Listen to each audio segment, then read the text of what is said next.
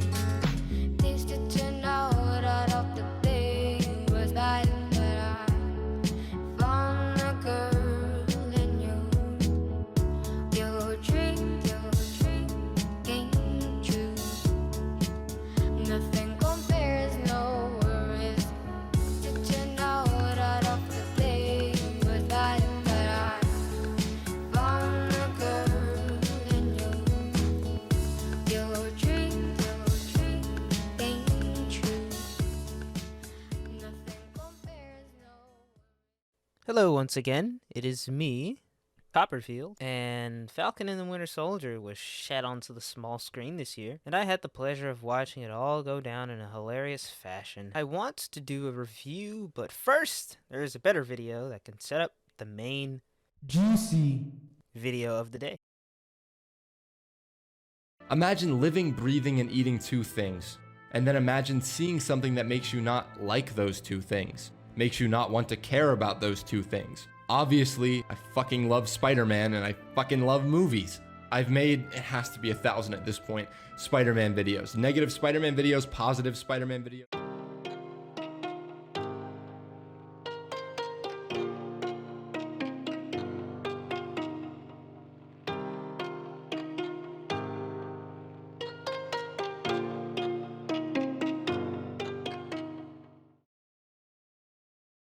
To give you the whole speech. You know this is an opinion piece. I encourage you to go see the movie and make your own opinion piece. You could love something that I hate. I could love something that you hate. You know the drill. Art is subjective. Alright. Now this is a point that a lot of people try to hammer into the minds of their audience before they start spewing incorrect opinions. And yes, opinions can be wrong. This isn't to say that opinions are only classified in the categories of right and wrong. And also, art is not purely subjective, dumbass. When it comes to writing especially, there can be objective flaws that hinder the quality of the script, and the film as a whole, as a result, is worse off for it. The most important thing is internal consistency. An objective flaw can be in fight choreography when a normal human is punched so inhumanly hard that there is no conceivable way they should still be conscious. Or when characters with abilities established in the plot do not use their abilities effectively. The most common examples are when a bad guy with a gun decides to close the distance with a long-ranged weapon instead of staying at range. How about something a bit larger, eh?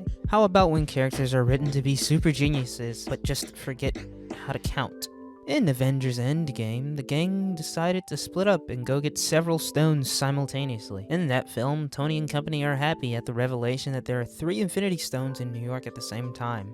The objective flaw in that idea is their execution of the idea to gather all the stones in such a manner. Remember the Titan battle, where the heroes have subdued Thanos with the space, power, reality, and soul stones? Oh, and also Doctor Strange's time stone was there too. There isn't really a reason why they should not have chosen that moment in time to gather 5 of the 6 Infinity Stones. Those are flaws in the writing, and there can be flaws in art, if you consider script writing an art.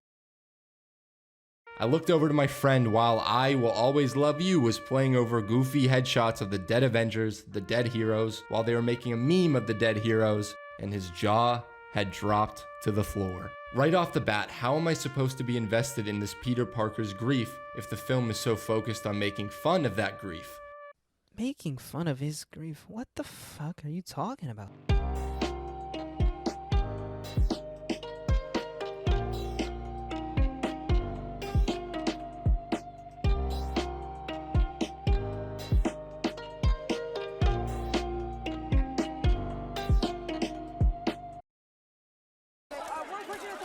Are you the head Avenger now? No, I'm not.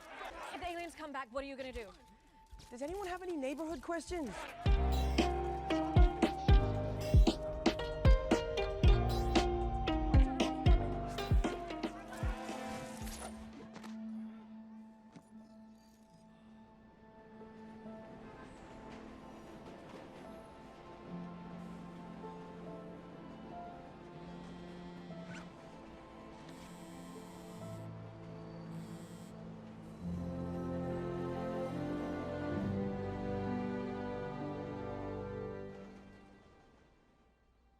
There's this thing called Spider-Man Far From Home. It is a movie about 2 hours long. Scenes like this. How to relax, Happy? How can I relax when I messed up so bad? I trusted Beck, right? I thought he was my friend, so I gave him the only thing that Mr. Stark left behind for me, and now he's gonna kill my friends in half of Europe, so please, do not tell me to relax. Yeah, scenes like this are clearly making fun of his grief. Maybe you prejudged the movie before even seeing it, so your references are only supported by feelings rather than the events or story beats that support your claim. For example, Peter's place in the world is touched upon in the introduction. I guess I should have expected this. The same duo who wrote Ant-Man the Wasp, another fun, lighthearted adventure, wrote Far From Home, and maybe that's my problem with it. I do understand that judging writers upon their previous works is a good way to predict whether or not their next product could be good or bad. However, that does not determine the quality of the work being evaluated. It doesn't matter what comes before or after it. Batman vs. Superman will always be big duty poo poo dog shit. Not because it's boring or because Batman kills, it's because of the piss poor job whoever was tasked with writing this movie did when it came to making the characters have normally functioning left frontal lobes. Batman is calculating and smart. Fuck off. He's hell-bent on bringing down a hero who literally has been the only reliable defense against aliens and superpowered beings. Batman, who risked nothing to retrieve the contrived Justice League trailer, doesn't have the foresight or intuition to review the evidence the world is so convinced implicated the big blue Boy Scout. Oh yeah, and this Superman, who is terribly incompetent at his fucking job, was raised by shitty parents who leave the door suspiciously open for him to abandon the world he grew up in. Clark Kent, who has only lived among humans and has learned to appreciate them for their goals and their struggles, identifies with the race he had only known for about a day, until condemning said race to death because of the actions of a few militant insurrectionists, literally slaying the unborn babies of the race he supposedly calls his people, even though the opposite should be true. Alternatively, reframing Peter's actions to that of not giving a shit about a suitcase or Uncle Ben is so blatantly ignoring the larger context of, him instantly jumping into action every time to protect his friend. And also claiming the film has a lack of consequences or relatable problems is false on its face for a number of easily observable instances in the fucking plot. Losing a mentor, trying to move on from trauma, stress and tragedy, high school crushes, public speaking, handling responsibility. Nope, none of these are relatable. Because I don't fucking know. What? Fucking shit. Also, however, the works that come before and after do not determine the quality of the story. I don't care that Thor 2 was weak as piss, Ragnarok can be great, well written, well produced, etc. That isn't to say that the story is to be ignored for the sake of the current plot. Now that would be so silly and stupid and far from anything approaching great writing. I wonder why I'm saying that right now. But the final episode solidifies that Falcon and Winter Soldier wants to actively question the system with as much authenticity as you could possibly get with a Disney-produced billion-dollar superhero streaming service property of a corporate machine. It's shockingly sincere in its execution. Oh. This is the best cutscene.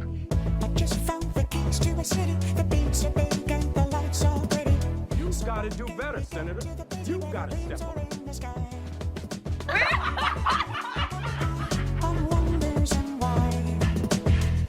Have to stop calling them terrorists. What else would we call them? People who reappeared only to find someone else living in their family home. They just end up homeless. That's a good thing.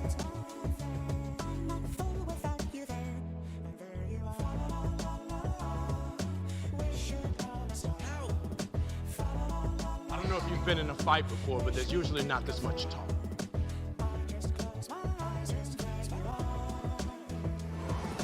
Hello, girl, kick your ass.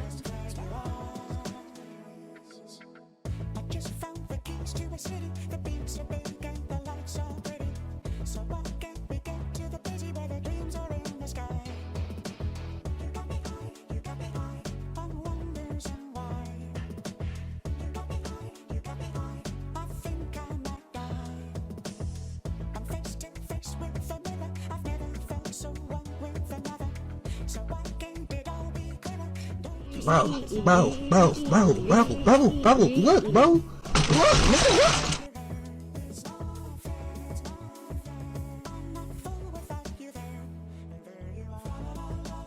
Oh, actually, he's the boss. I just pay for everything and design everything and make everyone look cooler.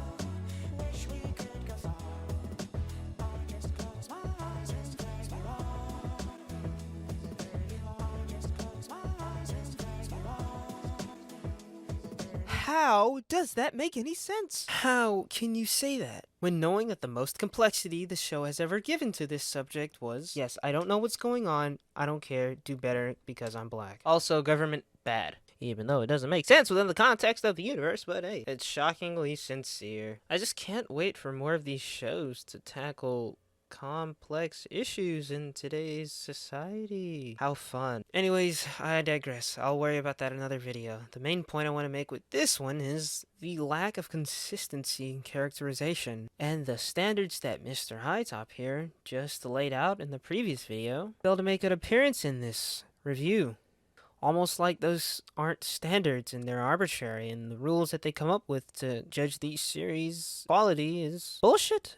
It's almost as if you apply the same standards used by Hightop in the previous video, this series would be terrible.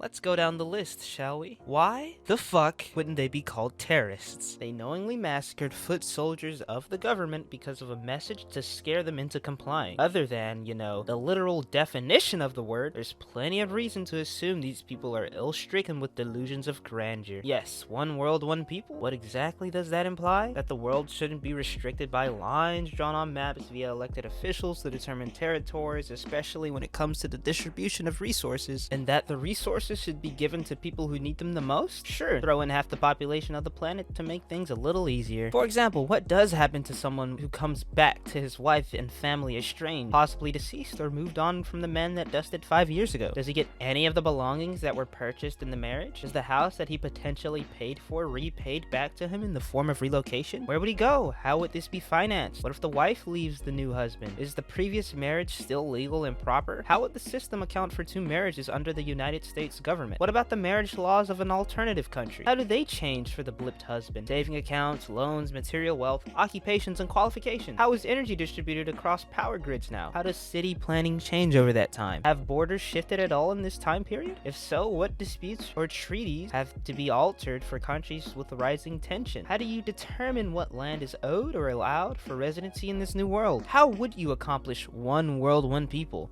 What diplomatic or lack thereof means would you employ to fit the world into this terribly simple mindset? What does that look like in terms of regional borders or resources from said region? Is the culture one world, one people? Truly? Is the economy the same? Have certain buildings been labeled dangerous due to the lack of upkeep because of the population being slashed in half? Can anything of old truly be restored? Does the Falcon and the Winter Soldier even attempt to answer these questions?